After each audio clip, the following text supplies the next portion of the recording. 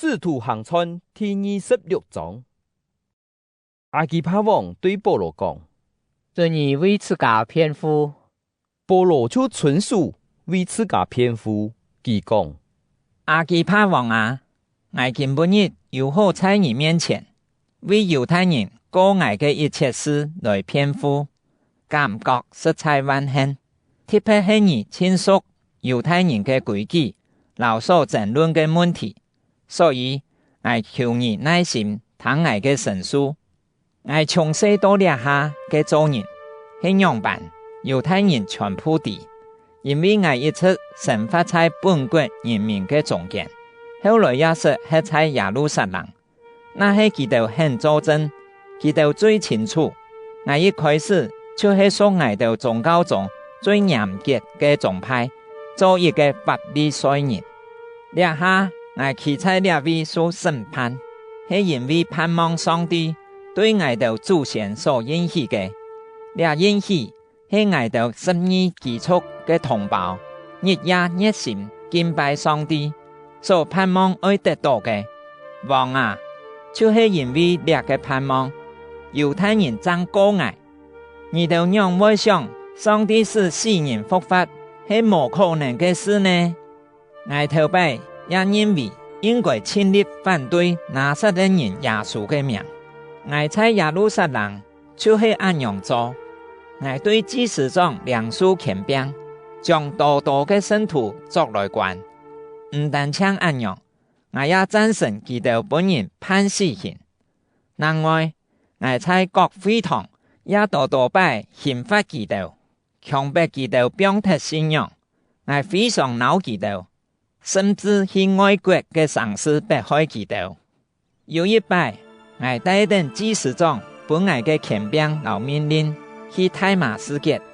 王啊，當主嘅時，我在路上看到太陽比日頭嘅光還較強，對天堂就在我到窮下去嘅人周圍，我到籠中望落地上，我聽到一個聲用希伯來話對我講：掃羅，掃羅，你做乜嘅迫害我？你只有傷害自家，像牛用腳踢主人有能力嘅棍嘅一樣。我問講：主啊，你係乜人？主講：我就是你所迫害嘅耶穌。看起來，起等，我對你顯現，係愛設立你做我嘅僕人，派你去為到今半日你看到我嘅事，然後將來我愛指示你嘅事做見證。我會將你對以色列人和外邦人手中救出來。我差派你去佢哋中間，來開佢哋嘅目睭，使佢哋對黑暗中轉向光明，對撒旦嘅權勢之下歸向上帝。按樣，佢哋就會因為信愛來得到灑除，也會在上帝嘅選民中得到地位。所以阿基帕王啊，我無違背對天堂來嘅意向。我先在大馬士革到耶路撒冷，然後在全猶太到外邦人中間，勸佢哋悔改歸向上帝，行事為人，愛合佢哋悔改嘅心志，就是為到按樣。我在升天地位嘅時，猶太人就將我相愛慈愛，總係直到今半日得到上帝嘅幫助。我向其他兩位對所有嘅人做見證，無論佢哋係尊貴也係卑微嘅。